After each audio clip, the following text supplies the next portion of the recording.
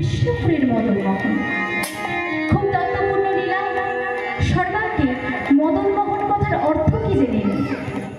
মদন কথার অর্থ হলো কাম, আর মোহন কথার অর্থ হলো মোহিত করা বা মুগ্ধ করা।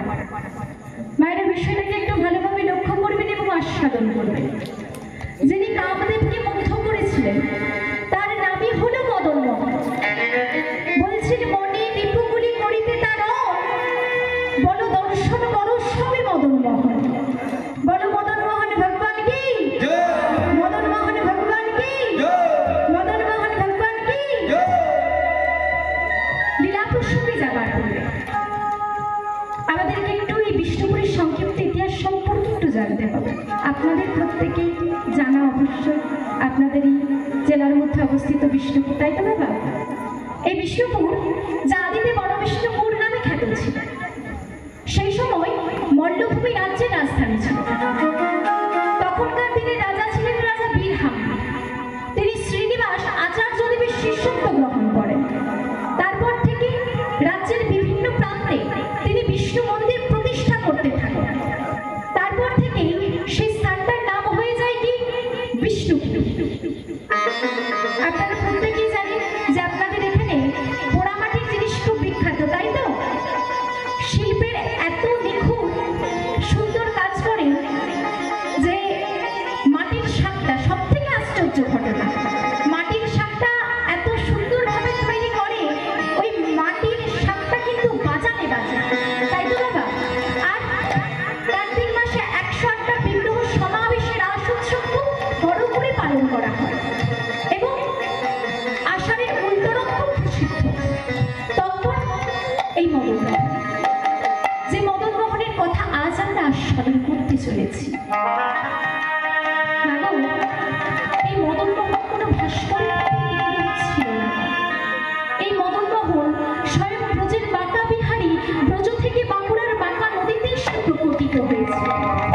তাকে ধরা দিলেন আর কেউ নয়, ভক্ত গোপাল সিংহ। তাই গোপাল সিংহ কিভাবে মদন মোহনকে প্রাপ্তি করলেন, কিভাবে বা বিষ্ণুপুরে প্রতিষ্ঠা করলেন, তার পিতা মাতার নামই বা কি, জন্ম কিভাবে হয়েছে, সবটা আমরা একে একে লীলার মধ্য দিয়ে আস্বাদন করব। তাই আমার পদকর্তা এক প্রান্তে দাঁড়িয়ে কলম দিচ্ছেন। কি কলম দিচ্ছেন? বিষ্ণুপুরে ছিল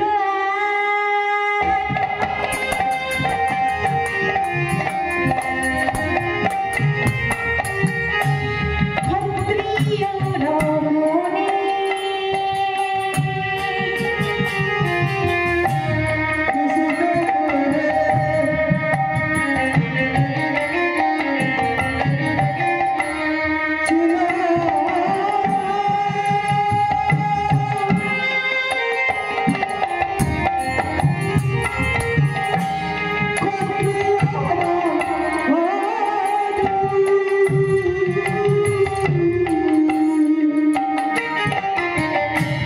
বিষ্ণুপুরে ছিল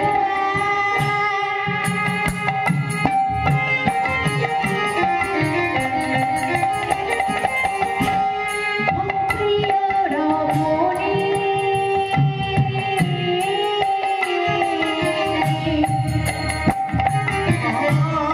বিষ্ণুপুরে ছিল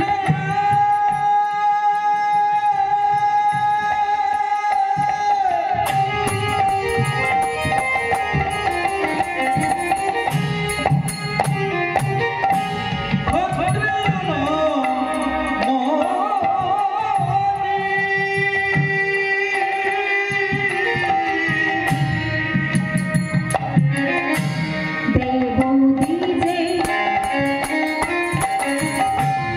ভক্তিমতী সতী শিরোমণি,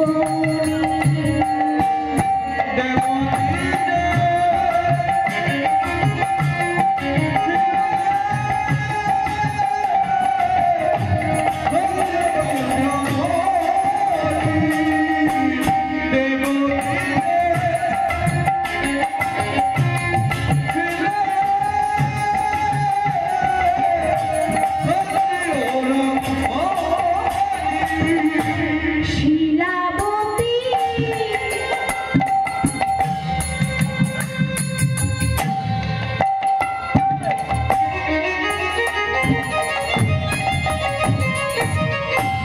শিলাবতী নাম যে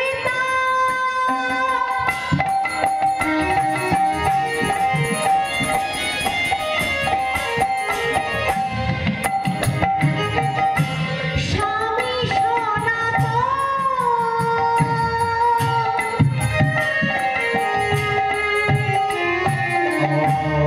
শিলাবতী নাম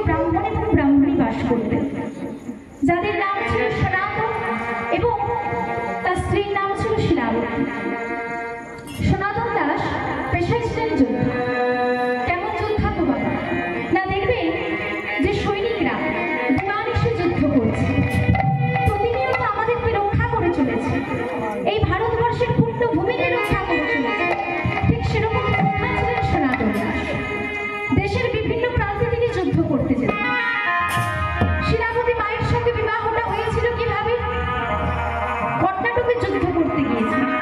সেখানে ক্ষত্রিয় ব্রাহ্মণ কুমারী শিলাবতী দেবীকে দেখে তার খুব পছন্দ হলো এবং তাকে বিবাহ করে বিষ্ণুপুরে নিয়ে আসে। কথায় আছে কি গো না, সংসার সুখী নয় রমণীর গুণে, গুণবান স্বামী যদি থাকে মায়ের সঙ্গে, কি মা তাই তো? একটা সংসারে সুখী হতে গেলে অনেক কর্ম করতে হয়, এমনি এমনি সংসারে সুখী হওয়া যায় না। শিলাবতী মা আমার প্রত্যেক দিনে কি কি কর্ম করতো, যারা এখানে মায়েরা বসে রয়েছেন বা দাঁড়িয়ে রয়েছেন প্রত্যেকে লক্ষ্য করবেন। আপনাদের দৈনন্দিন জীবনে নিত্য কর্মের মধ্যে সে কাজগুলো করছে। শিলাবতী মা সর্বপ্রথম প্রভাতে শয্যা ত্যাগ করে স্বামীর চরণে প্রণাম করে দিনটা শুরু করতেন। কি মা আপনাদের সব করা হয় তো? করবো না মানে প্রণাম করে করে পায়ের লোম চামড়া সব তুলে ফেলেছে। হরি বলে হরি বলে না, দেখবে প্রতিদিনই যে জায়গাটায় কলসি বসিয়ে জল ভরা হয় সে জায়গাটা ঘুরে যায় নাকি না? যাই তো? একটা ছোট্ট করে গল্প করি শুনুন। একদিন আমার গুরুদেব আমাকে ডাকছে, শোনবা এদিকে। বলুন বাবা। না মা, আমার একটু পদসেবা করতে পারি। কেন পারবো না? নিশ্চয়, গুরুদেব বলেছে পদসেবা করতে বসে। পদসেবা করতে করতে মনের ভেতরে একটি প্রশ্ন জাগে। কৌতূহল বশত বাবাকে একটি প্রশ্ন করে বসলাম। আচ্ছা বাবা, একটি কথা জিজ্ঞেস করবো, কিছু মনে করবেন না?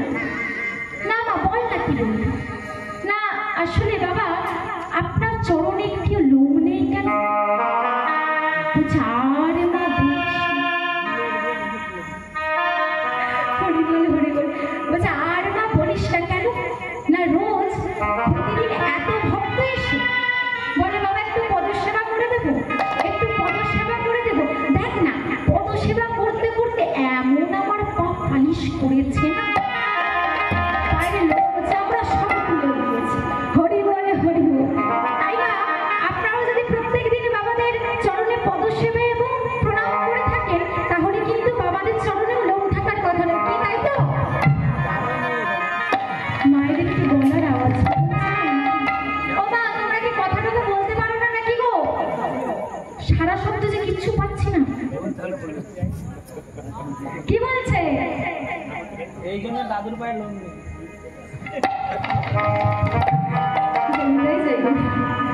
যাই হোক মা, শিলাবতী মা আর কি করতে? প্রভাতে স্নান সেরে গোবিন্দের জন্য ভোগের আয়োজন করতেন। শাস্ত্রে 5 ধরনের স্নানের কথা বলা হয়েছে।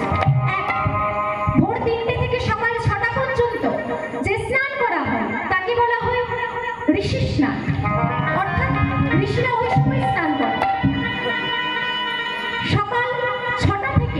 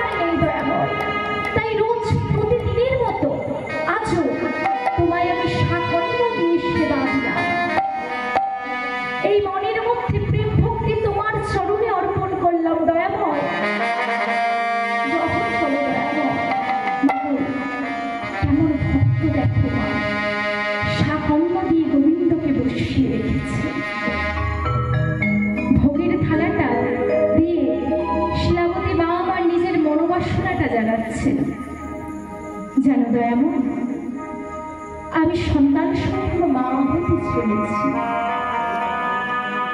আমি জানি না আমার সন্তানটা বড় হয়ে কি হবে, ডাক্তার হবে, মাস্টার হবে, ইঞ্জিনিয়ার হবে, উকিল হবে।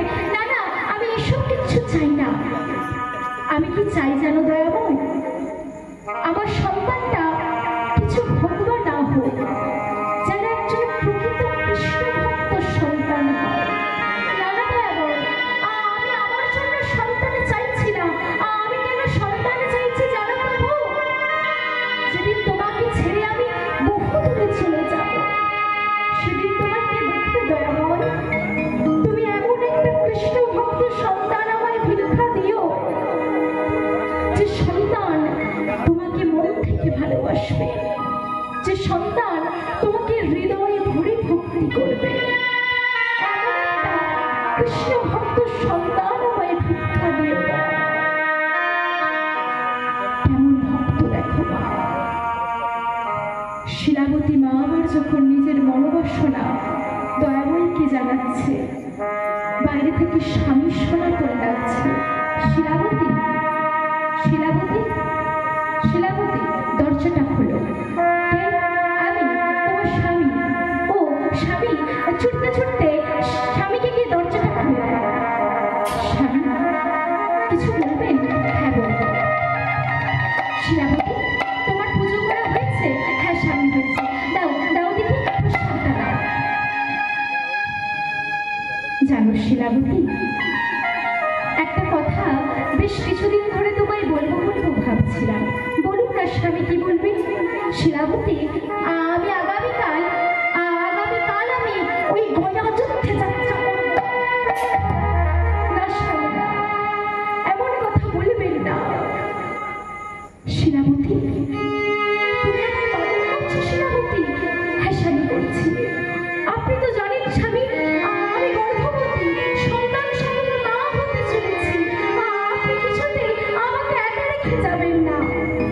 কিন্তু শিলাবতী, আমি যদি না যুদ্ধে যাই, আমাদের সংসারটা কেমন ভাবে চলবে বলো, বলো তুমি? আমি যদি না যুদ্ধে যাই, তুমি যে রোজ গোবিন্দের কাছে সেবা নাও, সেই সেবাটাও যে দিতে পারবে না শিলাবতী।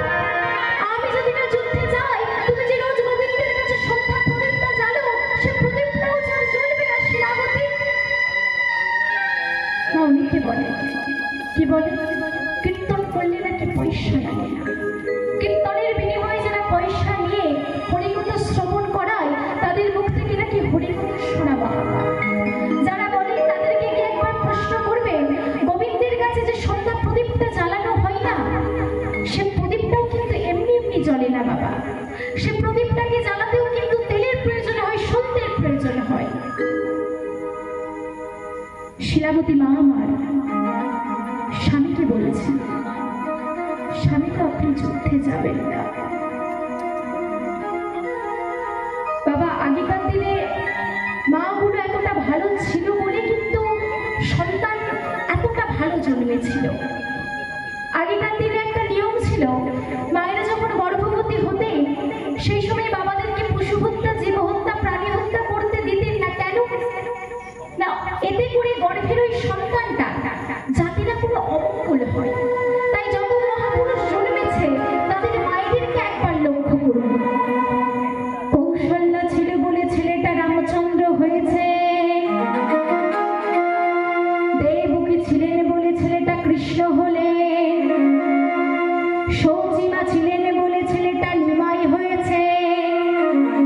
বলছে সে ভগবানদের কথা বিশ্বাস করি না।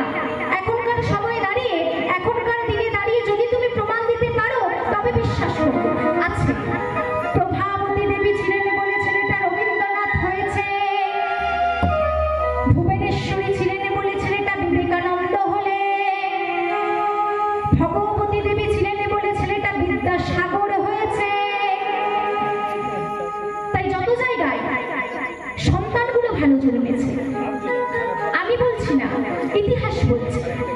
আমি বলছি না, পুরাণে বলছে। আমি বলছি না, শাস্ত্রে বলছে। তত জায়গায় কিন্তু মাগুলো ভালো ছিল। তাই নেপোলিয়ন একটা কথা বললেন, কি কথা? If you a good mother, then I shall give you a good শোনো, তোমরা যদি প্রত্যেকে আমায় ভালো মা উপহার দিতে পারো, তাহলে তোমাদের প্রত্যেককে আমি ভালো জাতি উপহার দেব। না হলে তাকিয়ে দেখো, কয়াধুর মতো মা ছিল বলে ছেলেটা ভক্ত প্রহ্লাদ হয়েছে, কিন্তু বংশের বাবা অগ্রসেন সাধু ছিলেন, হরি ভজন করতেন, কিন্তু মা পদ্মাবতী ভগবানের প্রতি তার কোনো বিশ্বাস ছিল না, চরিত্রহীন ছিলেন, তাই ছেলেটা অসুর বংশ হয়ে গেছে। মাগো, এই কলিযুগের এখন মা বাবা কেমন জানো? সন্তানকে অতিরিক্ত ভালোবাসে। ছোটবেলা থেকে শেখাচ্ছে, বাবা বিবেকানন্দের রচনাটা পড়, ভালো করে পড়, কিছু শেখার জন্য নয়, শুধু পড়ার জন্য পড়।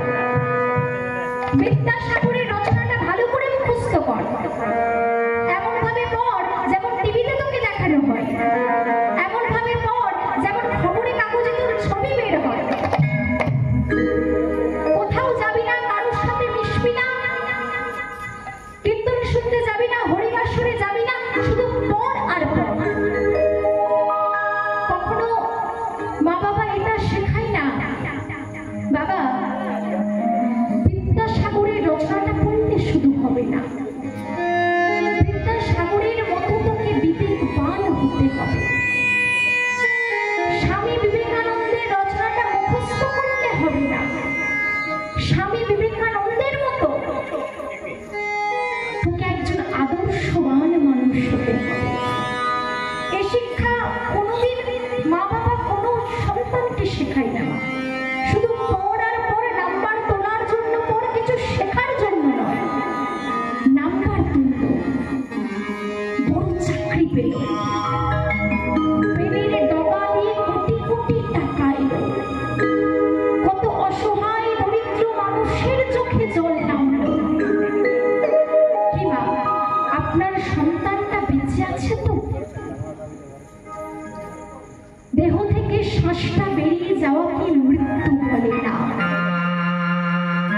জ্ঞানী ব্যক্তিরা, পণ্ডিত ব্যক্তিরা বলেছিলেন, মানুষের মৃত্যু সেদিন ঘটে যায় যেদিন মানুষ তার বিবেকটা হারিয়ে ফেলে, মানুষের জ্ঞান শূন্য হয়ে যায়, ন্যায় পরায়ণতা থেকে মানুষ হারিয়ে ফেলে।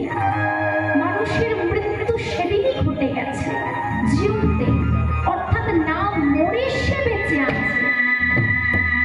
বাবা, টাকার অহংকার কোনোদিনও করতে নেই, কেন জানেন? লক্ষ্মীকে বড় চঞ্চলা বলা হয়, ও কোনো জায়গায় স্থির হয়ে বসে থাকতে পারে না। আজ আপনার কাছে কোটি টাকা আছে, আপনি ভাবছেন পুরো পৃথিবীটা আমি কিনে নেব, কিন্তু কোনদিন হয়তো আপনাকে একা বসে কাঁদিয়ে দিয়েও ফকির করে চলে যাবে। তাই অহংকার তাকে নিয়ে করো যে তোমার সঙ্গে সদা সর্বদা থাকবে। এমন কর্ম করো যেমন এই কর্মের জন্য গোটা জগৎ তোমায় চেনে। তুমি যেদিন এসেছিলে তোমাকে দেখে সবাই হেসেছিল, কিন্তু তুমি যেদিনে চলে যাবে সেদিন যেন তোমার চলে যাওয়াটা দেখে হাজার হাজার মানুষ তার চোখ থেকে জলটা ফেলায়, তবেই হবে এই জীবনের সার্থকতা। একটা দ্বীপ যেমন 100টা দ্বীপকে জ্বালাতে সক্ষম রাখে, একজন জ্ঞানী মানুষ যেমন অনেক মানুষের অজ্ঞানতাটাকে দূর করে, একজন প্রকৃত মানুষ যেমন অনেক অসহায় দরিদ্র মানুষের পাশে থাকে। এদিকে বড় হও, অহংকার করে নয়। অনেকের অনেক দিকে অহংকার, বাবা, কারো টাকার অহংকার, কারো রূপের অহংকার, কারো জ্ঞানের অহংকার।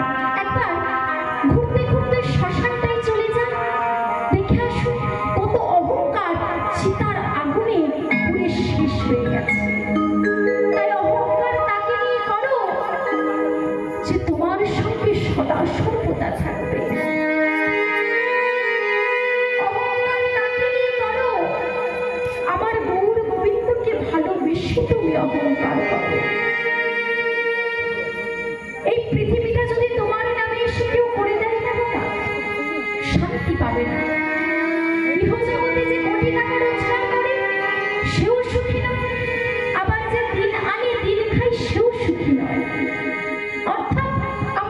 সুখী নেই। তাই ধনী হতে গেলে কৃষ্ণ ধনী তুমি ধনী হয়ে ওঠো, যে ধনীতে উপর থেকে নিচে পড়ার ভয় থাকবে না, যে ধনীতে কিছু হারিয়ে ফেলার ভয় থাকবে না। তবেই এই মনুষ্য জন্মটা তোমার সার্থক হবে। জানেন, বিভিন্ন জায়গায় তো কীর্তন করতে যায়, প্রত্যেক জায়গায় প্রায় আমাদের ওই পাশে মানে ঘাটালের দিকের কথা বলছি, প্রতিটা জায়গায় একটাই কথা, কি না কীর্তন ছোট করে শেষে 1 ঘন্টা ধরে ভজন করবে। এমন ভজন করবে সারা বছর নাচি না, ওই দিন একবারে সব নাচান নেচে ফেলবে। ভাবতে একটা অবাক লাগে, কি জানেন, জন্মানোর পর থেকে মানুষের নাচা শুরু হচ্ছে। কত নাচলাম, কত গাইলাম, কত আনন্দ, কত ফুর্তি না করলাম। মনে রেখো, কৃষ্ণ কথা গৌর কথা শ্রবণ করলে যদি তোমার চোখ থেকে জল না আসে, বুঝে নিতে হবে ভক্তির জগৎ থেকে তুমি অনেকটা দূরে রয়েছো। স্বামী সনাতন শিলাবতী মাকে বলছে, শোনো শিলাবতী, আমি কথা বলছি, আমি যুদ্ধে যাবো তো বটে, কিন্তু যুদ্ধে গিয়ে আমি কোনো প্রাণ হত্যা করবো না। তোমাকে আমি ছুঁয়ে কথা দিলাম। সারা রাত্রি ধরে বুঝিয়েছি, মা যখন প্রভাতে একটু সম্মতি দিয়েছে, কি করেছে না যুদ্ধে বেরিয়ে যায়। শিলাবতী মা আমার গোবিন্দের কাছে গিয়ে বলছে, প্রভু দেখো প্রভু, আমার স্বামী যুদ্ধে গিয়েছে, সে যেন সুস্থভাবে বাড়ি ফিরে আসে, দেখো দয়াময়। এইভাবে 1 দিন 2 দিন করে 7 দিন অতিবাহিত হইল।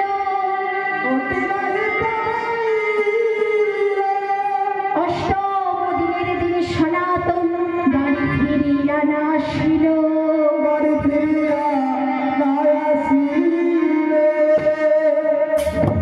অষ্টম দিনের দিন সকাল থেকে দুপুর হয়ে যায়, দুপুর গড়িয়ে সন্ধে হয়ে যায়, এখনো বাড়ি ফিরে এলো না।